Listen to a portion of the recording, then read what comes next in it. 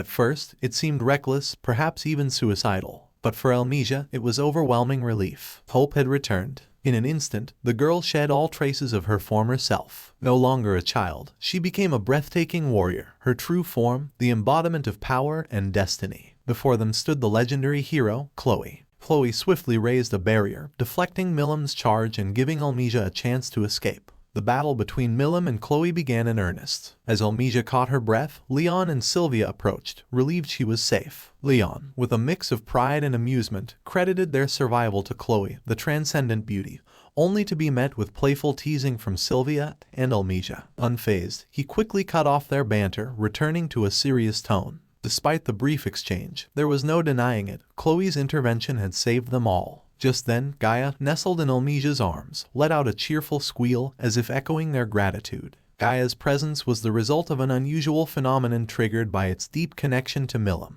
Initially, Chloe rested in the safest place possible, the control room within Tempest's labyrinth, where heavy-bodied individuals like Mamaji and Alvis, along with children, had taken refuge. Though told she was unwell, she distracted herself with board games alongside Kenya, Alice, and the others, trying to recover her stamina for the coming battle. Then, an urgent report arrived. Evil Dragon Beast Vega had launched an attack at the labyrinth's lowest level. Hakuro, her guardian, was immediately dispatched to intercept it. At that exact moment, something inexplicable happened to Gaia, something only Chloe could sense. A deep unease gripped her. If Gaia was reacting this strongly, something had gone terribly wrong with those connected to it, especially Demon Lord Milim. And if Milim was compromised, that meant rimuru was likely in danger as well. Chloe couldn't sit idly by. She sensed Gaia preparing a space-time jump, drawn by its soul-bound link to Milim. Acting on instinct, she secretly followed, ensuring no one noticed her departure. Chloe, the hero, arrived just in time, and Leon and the others quickly accepted reality. Elmesia, awestruck, marveled at the legendary masked hero,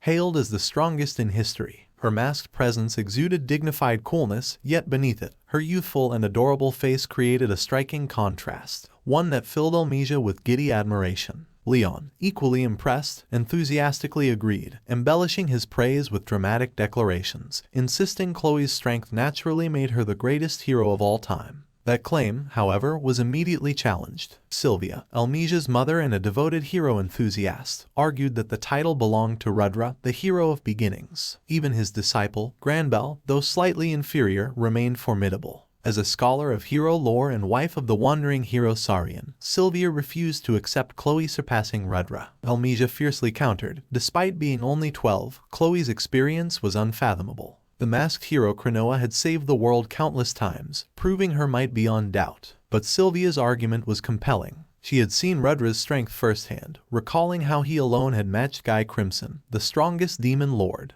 The mother-daughter debate raged on, neither willing to back down. Then, Leon tipped the scales with his own brand of logic. Acknowledging Rudra's greatness, he declared that Chloe's true superiority lay in her elegance and cuteness, an absurd yet confident claim. Elmesia nodded in agreement, while Sylvia, realizing she had lost the argument, clicked her tongue in frustration. Unable to vent at Chloe, she turned her ire toward Leon, dismissing him as the blonde hero who doesn't count and telling him to stay quiet. Though Leon had once been a hero himself, Sylvia, the ultimate hero aficionado, refused to take his reputation seriously. Unlike Elmesia and the others, who felt relief and excitement, Chloe remained tense, her expression set with resolve. She had fought Demon Lord Milim many times, even as the strongest hero, Cronoa, yet never once claimed victory. The memory of those defeats haunted her, especially when Milim, driven mad by Rimuru's death, unleashed a power that slaughtered even the strongest. Chloe had been among those who fell, but now she rose stronger than ever. With courage, hope, and justice, she was fully connected to Cronoa's divine intelligence core, the lingering will that had guided her. Cronoa had not vanished. She had merged with young Chloe, sacrificing herself to ensure this moment. Even if it meant parting from Rimuru, she had no regrets. Unaware of this truth, Chloe had become the strongest hero. In the past, Cronoa wielded the ultimate skill king of time and space, Yog-Sothoth, but Chloe had surpassed it, awakening as the master of god of time and space, Yog-Sothoth. Now, she needed no one to control her power. She had mastered it completely. Answering Gaia's call, Chloe leapt through space-time without hesitation. She understood Rimuru's will and the responsibility upon her. Stopping Milim's rampage wasn't just necessary, it was her purpose. With unshaken resolve, she braced herself. Milim answered with a thunderous roar, a primal cry of defiance. The battle had begun. The air trembled as Chloe, the hero, stepped onto the battlefield, carrying the hopes of humanity. Rather than seeking a swift victory, she deliberately chose a prolonged battle against Milim, a strategy that seemed reckless against an opponent with limitless energy. But Chloe's decision was not hesitation. It was absolute confidence, forged from countless battles with Milim in the past. She knew this was the optimal approach. As Milim's dragon fist crashed down, Chloe met it with her Moonlight Sacred Sword, Moon Mistress, now a mythical class weapon. It withstood the force of the strongest demon lord, but only due to Chloe's unmatched skill, redirecting the impact rather than absorbing it, evading with flawless precision. She countered instantly, only to cough up blood as Milim's tail impaled her abdomen.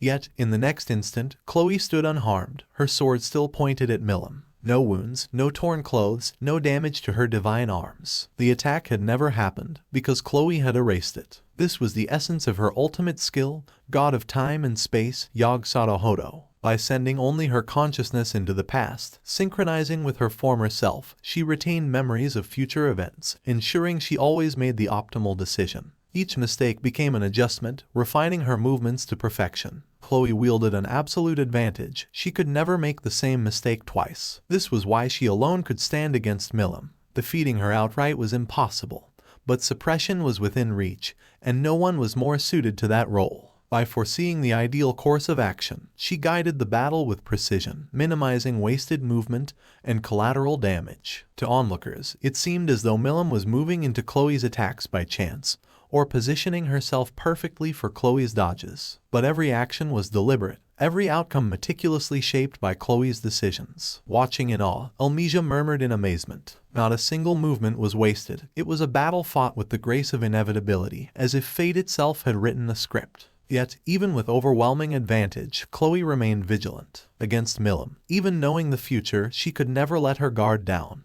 Despite her overwhelming foresight, Chloe had already made several critical mistakes. Milim, driven by pure instinct, was an unpredictable force, far harder to counter than someone like Guy Crimson, whose battles relied on skill and strategy. Against Guy, foresight was invaluable. Against Milim, it was useless. Worse, she couldn't be taken down in a single strike. Unlike Rimuru, Chloe embraced ruthless pragmatism and had considered eliminating Milim if necessary, but every attempt had failed. Invitation to the Abyss couldn't manipulate her mind. Absolute End failed to annihilate her. Infinite Prison couldn't seal her. Even fate-altering techniques were powerless. In desperation, Chloe had once used Fatal Lost, accelerating Milim's timeline to its limit. Instead of erasing her, it had unleashed an uncontrollable surge of power. In an instant, Milim's repeated Dragon Star Explosion conquerors had obliterated the Axis world itself. Horrified, Chloe rewound time, engraving that nightmare into her soul, a future she could never allow to repeat. The burden of knowing the future made her suffering unbearable, but she refused to yield. Then, in a blur of supersonic speed, Veldora arrived, only to be thrown into the battle before he could even grasp the situation. No room for hesitation, no time for grandeur. Yet, amid the chaos, his arrival gave Chloe the breathing room she desperately needed.